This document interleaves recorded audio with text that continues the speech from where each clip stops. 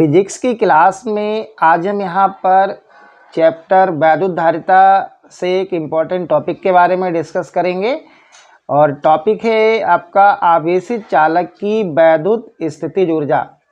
इसको एग्ज़ाम में, board exam में क्वेश्चन में इस टाइप से पूछा जाता है। मैंने यहाँ पर मेंशन किया है कि सिद्ध कीजिए कि आवेशित चालक की स्थितिज ऊर्जा U बराबर 1/2 CB² है। एग्ज़ाम में इस टाइप से पूछा जाता है।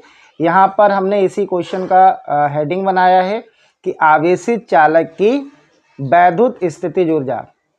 ठीक है, अगर ये क्वेश्चन आपका शॉर्ट में आता है तो जितना मैं सॉल्व करा रहा हूँ आपको पूरा करना होगा, और अगर 1 मार्क्स में आता है, 1 नंबर में वेरी शॉर्ट यानी कि अति लघुत्री में आता है, तो यहाँ पर इसकी डेफिनेशन है, बस आपको इतना ही लिखना होगा। फाइनली आप इसका फार्मूला भी लिख सकते हो।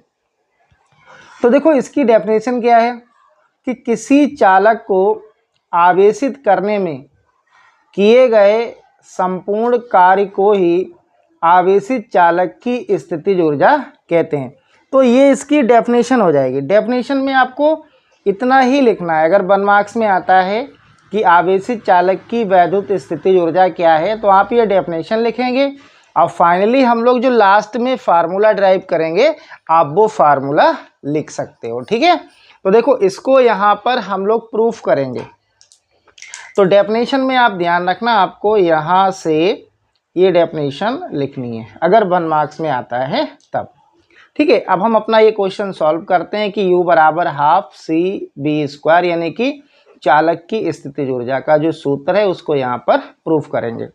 तो यहाँ पर हमने मान लिया कि माना प्रारंभ में चालक पर आवेश 0 है, यानी कि जब आप चालक को आवेशित नहीं कर रहे हो तो चालक पर आवेश कितना है, 0 है, तथा +Q आवेश देने पर विभव V हो जाता है। यानी कि यहाँ पर देखो 2 कंडीशन है। पहले आपके पास चालक है, उसको हम आवेशित नहीं कर रहे हैं, यानी कि आवेश नहीं दे रहे हैं, तो आवेश कैसा होगा, 0 होगा। और फिर जब हम उसको आवेश देंगे तो उसके विभव में क्या होगी, वृद्धि होगी, और विभव क्या हो जाएगा, V हो जाएगा। तो इस कंडीशन में आप क्या निकालेंगे, चालक के विभव में औसत वृद्धि निकालेंगे। तो देखो औसत वृद्धि कैसे आप कैलकुलेट करोगे। पहली कंडीशन में विभव कितना था, 0 था। ठीक है, फिर आपने इसको प्लस का आवेश दिया तब विभव कितना हो गया, V हो गया। तो देखो कंडीशन यहाँ पर कितनी 2 हो रही है, तो डिवाइडेड बाय 2 आ जाएगा। तो 0 + V/2 यानी कि इसको हम क्या लिख सकते हैं, V/2। तो ये चालक के विभव में औसत वृद्धि आ जाएगी। ठीक है, इसके बाद आप लिखना विभव की परिभाषा से। यहाँ पर आप लिखना विभव की परिभाषा से। विभव की परिभाषा से देखो क्या हो जाएगा, आप लिखना चालक को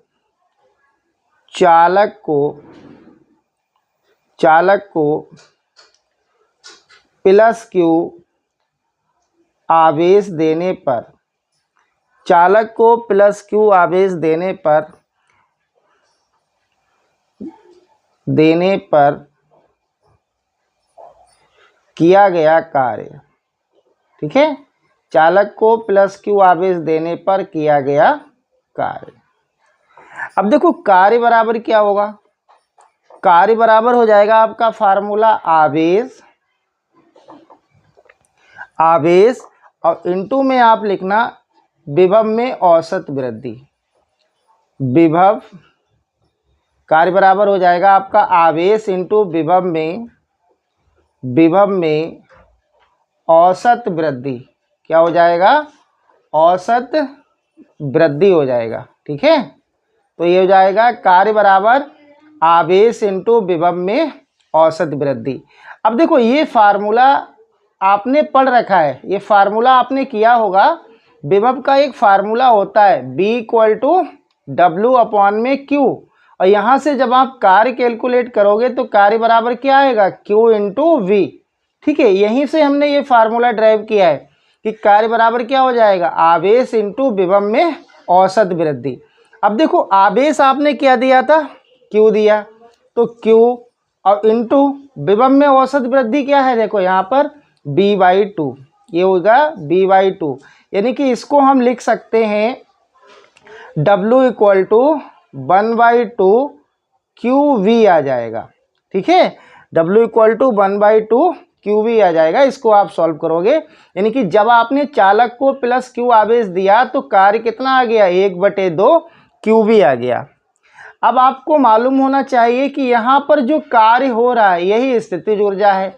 डेफिनेशन में आपने यही देखो लिखा था कि किसी चालक को आवेशित करने में किए गए कार्य को ही क्या बोलते हैं, आवेशित चालक की स्थितिज ऊर्जा बोलते हैं। ठीक है, तो यहाँ पर आप लिख सकते हो इस लाइन को, यदि यहाँ पर आप मेंशन भी कर सकते हो कि यही कार्य, मैं लिख दे रहा हूँ, यही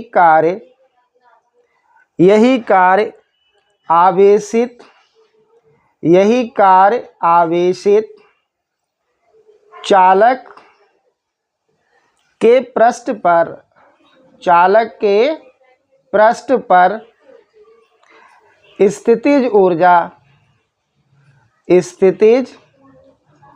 ऊर्जा के रूप में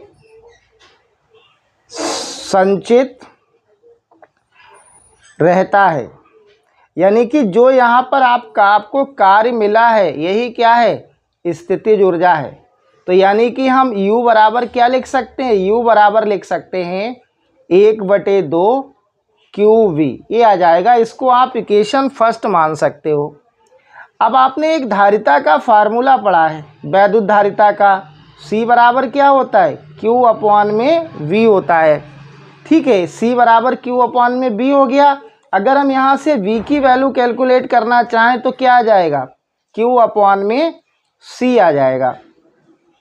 अब देखो, अगर हम ये B की वैल्यू इक्वेशन 1 में पुट करते हैं तो यहाँ से आपको एक रिजल्ट मिल जाएगा। आप लिख देना B का मान समीकरण 1 में लगाने पर। मैं यहाँ नॉर्मली लिख रहा हूँ समीकरण 1 से। आप समझ जाना कि हम B का मान समीकरण 1 में पुट कर रहे हैं। ठीक है, तो देखिएगा U बराबर क्या आ जाएगा, U बराबर 1/2 Q, और B के स्थान पर क्या रख दिया हमने, Q/C। यानी कि यहाँ से U की वैल्यू आपको मिल जाएगी U इक्वल टू 1/2, और ये Q और Q क्या हो जाएगा, Q²/C। अगर आपसे एग्जाम में कहे कि U बराबर स्थितिज ऊर्जा बराबर ये सिद्ध करिए तो आप इसको ड्राइव कर देंगे। ठीक है, लेकिन फाइनली जो हमने क्वेश्चन में लिखा है उसको भी सॉल्व कराएंगे।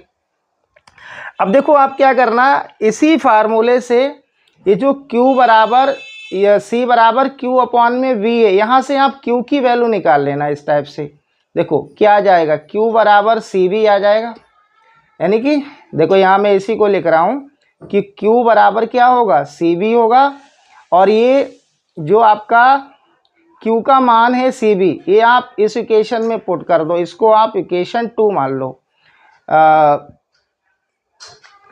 इसको इसमें भी कर सकते हैं, 1 में पुट कर दीजिए आप। ठीक है, देखो यहाँ पर Q के स्थान पर पुट करेंगे CV, तो यहाँ पर हाफ CV² हो जाएगा। ठीक है, तो इसको आप 1 में पुट कर दीजिए, यानी कि आप लिखना यह मान समीकरण 1 में लगाने पर।